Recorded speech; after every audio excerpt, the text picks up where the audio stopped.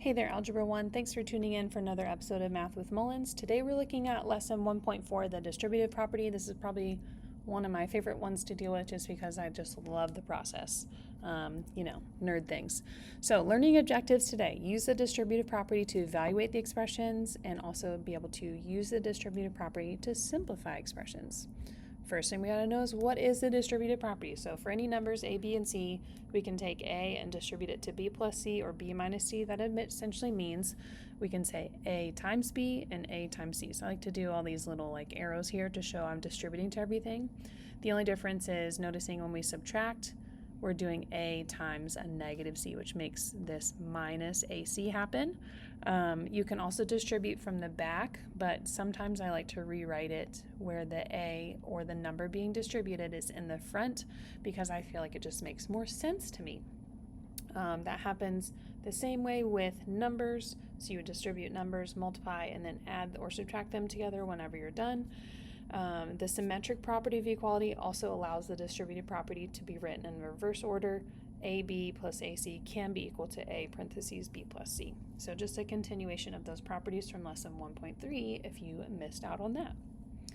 So what we're going to look at first is what are things that we see in a distributive property. The first thing we're going to talk about is a coefficient. That is a numerical factor of a term. So for instance, we have 7x. The 7 is the coefficient, okay? The x with it is a variable, but the 7 is representing the coefficient. Like terms are terms with the same variables with corresponding variables having the same exponent. I like to think about like terms being the same last name.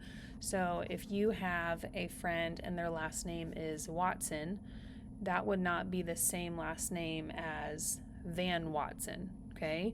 So for instance, 7x and 3x are like terms.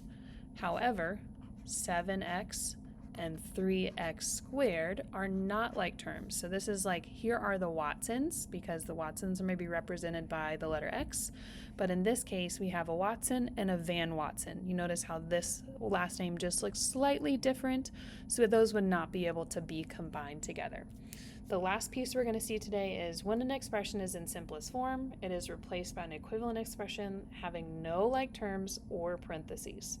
So if we had 7x plus 3x, we could simplify it by adding those two things together to get 10x. That would be my simplest form. If we had 7x plus 3x squared, this would already be in simplest form, but we would just want to make sure our highest exponent would be leading, so we would say 3x squared plus 7x would be ideal or the most correct way to write that. We're going to go on to the next page and start looking at some examples. The distributive property and the properties of equality can be used to show that if we take two numbers and we add them together, we can simplify them, but we can also take out a like term and then solve it. This one technically is not required in how you show your steps. It's just another way of looking at it.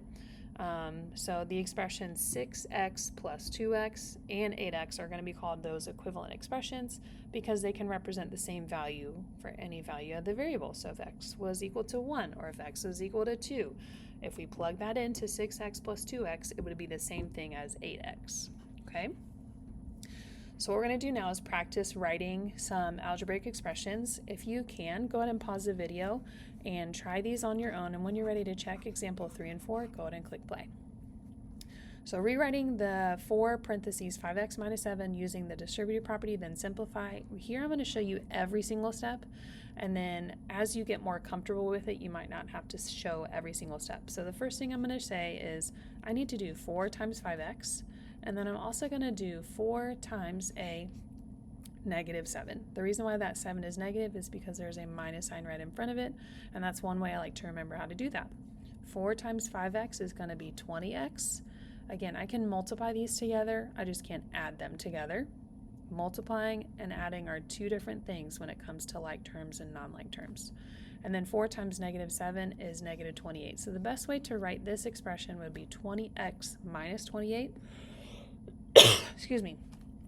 If for some reason you have 20x plus negative 28, that would still technically be correct, but I would say the best way to write it is just use as less mathematical symbols as possible, so 20x minus 28 would be a little bit better. Okay, let's see how we did on example 4. Example 4 has my distributing term in the back. If you needed to, you can rewrite it like I do, but some of you might have gotten this example correct even without rewriting it. I just like to see it in the front because I don't want to forget anything or mess up any of my positives or negatives. Okay, so in this case, when I distribute, I'm taking 6 times 3y squared, 6 times a positive y, and 6 times a negative 8. So 6 times 3y squared is going to be 18y squared. 6y is a positive 6y, and 6 times negative 8 is a negative 48. Because this 6y is positive, I can put a plus sign to connect it with that 18y squared. I don't have any like terms to simplify, so my final answer here is going to be 18y squared plus 6y minus 48. Example 5 has 2 additional examples, so let's go ahead and try this one. Pause here, combine like terms, simplifying the expression. When you're ready to check it, click play. Letter A has 2 like terms. 14a and 18a are like terms because they have the exact same last name. So if I'm adding those together, I'm going to get 32a. And I'm done. And then letter B has only 2 like terms, 9b and minus 3b. B squared is not the exact same last name, so he's going to still remain in the front. And 9b minus 3b is a positive 6b. And here's my final answer for option B. 14b squared plus 6b. Example 6, complete the table, which is, there we don't see a table, so we're just going to write this instead. To write an expression for 3 times the sum of 2x and 3y decreased by twice the difference of 4x and y, and then simplify the expression and indicate the properties used. So a lot of things going on here. We're actually going to try this one together. I'm going to start here. 3 times the sum of 2x and 3y. So that just means 2x and 3y are going to be added. And I want to times that by 3. Okay? And then the second portion of that is going to say decreased by, so minus twice the difference of 4x and y. So difference of 4x and y would be 4x minus y.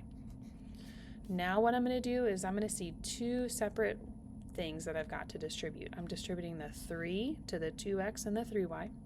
So that's going to give me 6x plus 9y. And then the second thing I'm distributing is not just a 2, but a negative 2. So we want to be cautious here. Negative 2 times 4x is negative 8x, and negative 2 times negative y, I'm going to show that here, you're good, is going to be a positive 2y. So we're going to write down plus 2y. That one was kind of tricky, so just make sure you're paying attention to the positives and negatives. Next up, we look for things that we can simplify. So putting together those like terms, I have a 6x and a negative 8x. That's going to give me a negative 2x. And then I have a 9y and a positive 2y. Together, those can make a positive 11y. So negative 2x plus 11y is going to be your correct answer for example 6. 2 more examples here we're going to look at. The first one is asking, did Caitlin simplify this correctly? So go ahead and take time to think about here, and we can pause the video, and then we'll look at example 6 below there of which ones are equivalent and not. All right, Caitlin says that if she distributes negative 4 to 3k plus 7p, she should get negative 12k plus 28p. Do you agree or disagree? In this case, we're going to have to disagree, because when she distributes, you should say negative 4 times 3k is negative 12k, but she forgot to keep that negative 4 times 7, which would give her a negative 28p. So just making sure we're keeping that there. So we can say continue distributing negative 4 to 7p. Okay, last one, write and simplify the expression. Which expressions are equivalent to 4 times the sum of 2x and 6? So 4 times the sum of 2 times x, so 2x plus 6. Well, we see one example here. We're going to go and just circle the equivalent ones. Another one that is going to be equivalent would be distributing the 4 to the 2x and the 6, so 4 times 2x and 4 times 6. And then the third one I see is when we actually multiply. 4 times 2x is 8x, and 4 times 6 is 24. So the remaining 3 are not going to be equivalent, okay? That is going to be all today for our lesson on the distributive property. Thanks so much for tuning in. Hopefully this gives you some good ideas about how to complete your homework tonight, and we'll catch you next time. Have a great day.